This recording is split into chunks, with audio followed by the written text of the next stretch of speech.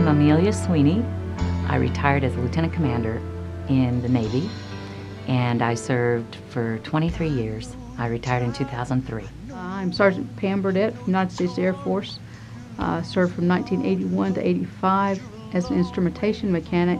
Worked basically at the Air Force Academy in a research lab with guidance systems. Teresa Gray. I served in the Air Force. I was at E3A1C. I was in from 85 to 91. Was put on standby for Desert Storm. Luckily, never got the phone call to have to leave. Saw several of my close friends go over in Desert Storm, so kind of got the feedback and experience of what they were going through before I got out. My name is Wendy Sarabia. I was at E3 Lance Corporal in the Marine Corps. I served from 1986 to 1990. My father was a Marine, and I was Daddy's little girl. Did everything with Daddy. So the military was a perfect fit for me to get out on my own, get some money for college, and be like my dad. I was 19 at the time, and I had finished 2 years of college. I didn't have the momentum to continue with my college, and I thought, well, maybe I'll just do the military. No one in my family had ever been in the military, but I just thought it might be a good career choice for me. Well, I come from a military family. My father and several uncles served at one point or another, and I think this was just a way of giving back, not taking anything for granted, and giving back so that we will always have those freedoms. Being in the military itself changes everybody. Being a Marine is a little different. The sense of pride, respect you give others, you still do every day, no matter where you're at, what situation. It's helped me believe that I can do anything I wanted to do, whereas before, not so sure. It opened my eyes a lot to seeing what goes on in other countries, how good we have it in America because of our military. One of the most heroic things that females do day in and day out in the service is have to part with their children.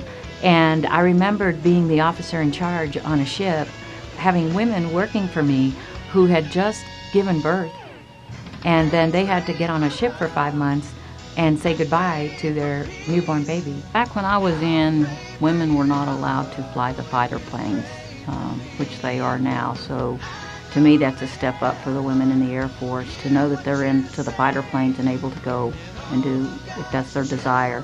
I think it's a big step. When I was growing up, there was a lady that lived in their community.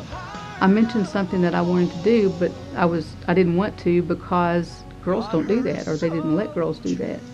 And she glared at me and told me to never ever hesitate doing something because I was a girl. For me, during the time that I was in, having the respect of male Marines, not just saying that you're just a woman Marine. For me, that was more about what it was than anything. It needs to be remembered that women are veterans, and they're not always treated with the same respect that the men are treated, and that awareness needs to be changed. You know, we're soldiers, sailors, Marines, airmen. We make the same sacrifices, and I feel, have almost all the same opportunities serving in the military, especially now. I think we have the opportunity to serve and to progress as much as we want to. For women that are thinking about going in the military, it'll be the best decision of your life to go in. It will help you grow as a person.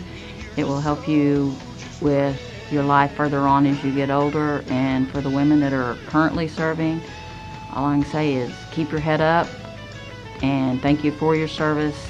There are people that do care about your service and respect you for your service. For those that are thinking about it, follow your heart. Nothing but good can come out of it if you let it. It's an experience you'll have for the rest of your life. For those that are still serving at war, abroad, here, hang in there. It's going to get better. It can only get better, and trust in God. I think there's no greater honor than to wear a uniform and to be able to stand and salute when they play our national anthem. For those that don't join, you still need to find a way to give back. I still do it with the Honor Guard, and I think whether you're active duty or retired or a civilian, that we can never ever forget to do that. So there are ways to serve your country other than wearing a uniform, but wearing a uniform is great.